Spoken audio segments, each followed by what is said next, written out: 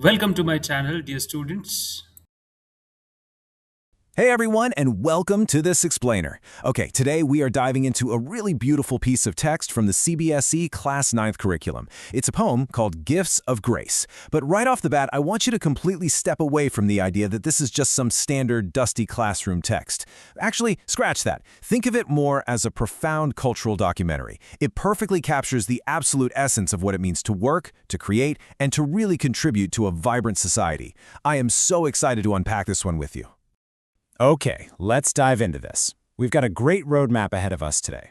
We're going to start by decoding the poem itself, then listen in on the symphony of labor, explore some everyday symbolism, look at the broader social relevance, and finally, figure out how to find your own grace. And we're really framing this not just as reading a poem, but as decoding a kind of national anthem of labor. All right, kicking things off with Section 1, Decoding Gifts of Grace, and looking at how we move from just having jobs to finding true callings. So picture this. The author of this poem is totally anonymous, and they're writing from the perspective of an incredibly observant person just standing right there in the bustling streets of contemporary Bharat. To really get inside this observer's head, we've got to look at the title itself, Gifts of Grace. See, a vocation here isn't defined just as some source of income you use to pay the rent. No, instead, it's framed as a divine blessing. It's an innate talent that has been meticulously polished by hours and hours of practice. This is a massive shift in mindset, right? We're moving away from looking at just mundane jobs, and instead we're recognizing dignified callings. And you can literally feel that shift in the poem's tone. There's this striking, beautiful contrast between simply working and actually celebrating. The poet doesn't just describe the physical act of labor, they reverently, almost joyfully celebrate the dignity of every single worker. And the structure? It mirrors this perfectly. The poem is written in free verse, but it has this circular arrangement, meaning it opens and closes with the exact same line. It's like a loop, beautifully suggesting that this organic celebration of everyday life, this hum of progress, it never truly ends. Moving right along to Section 2, let's look at the symphony of labor and take a bit of a micro view.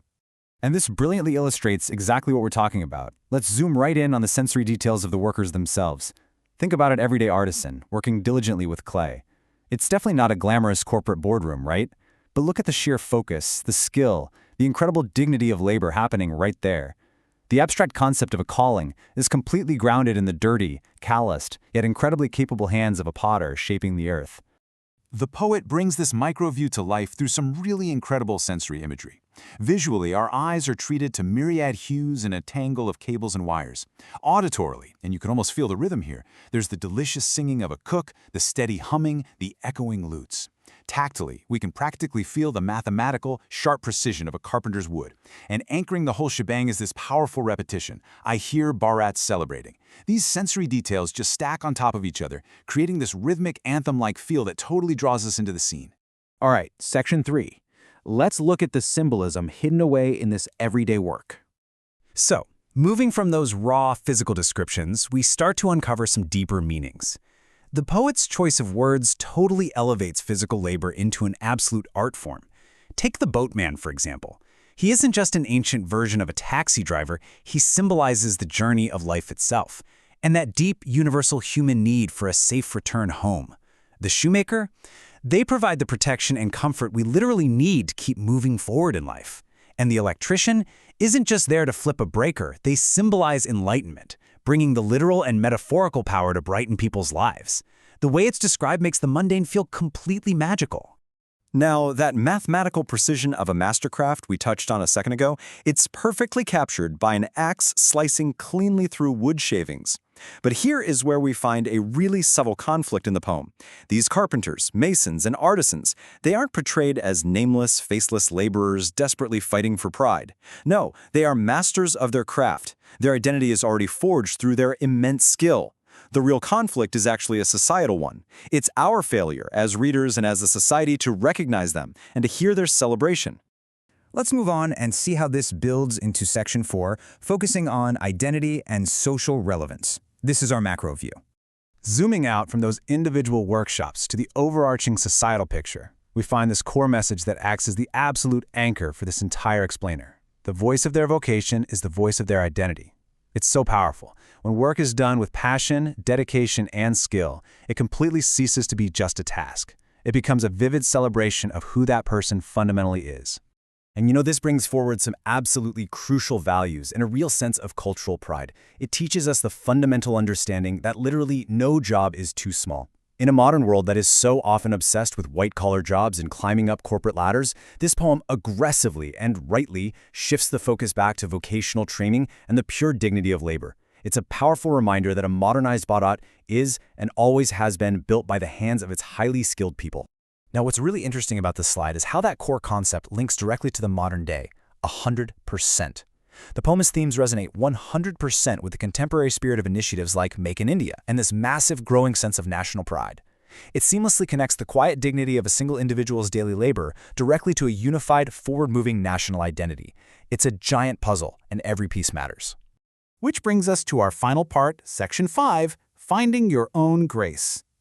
As we near the end of our explainer today, let's just take a second to map out the emotional arc we've traveled right alongside the poet.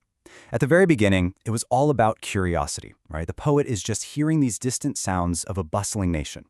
Then, in the middle, that curiosity transitions into deep admiration as we zoom in on specific skills, the potter, the carpenter, the electrician. And finally, by the end, we reach this incredible state of profound unity. We realize that every single worker is a vital, indispensable note in this grand, beautiful anthem. So, the crucial point is this. True grace lies in work done with passion. When your work becomes your identity, it naturally becomes a celebration. This poem demands that we view work as an art form, whether you happen to be a cook, a mason, an electrician, or even a corporate executive. Every stroke, every tightened wire, every lovingly cooked meal is a meaningful brushstroke on the larger canvas of our society. So, I want to leave you with a thought-provoking question today. Think about your own vocation. Whether you are studying, building, writing, or creating, what is the gift of grace that you carry? How exactly does your daily work celebrate your identity? Take a moment today to really appreciate the unique rhythm you add to the world. Thank you so much for diving into this explainer with me, and stay curious.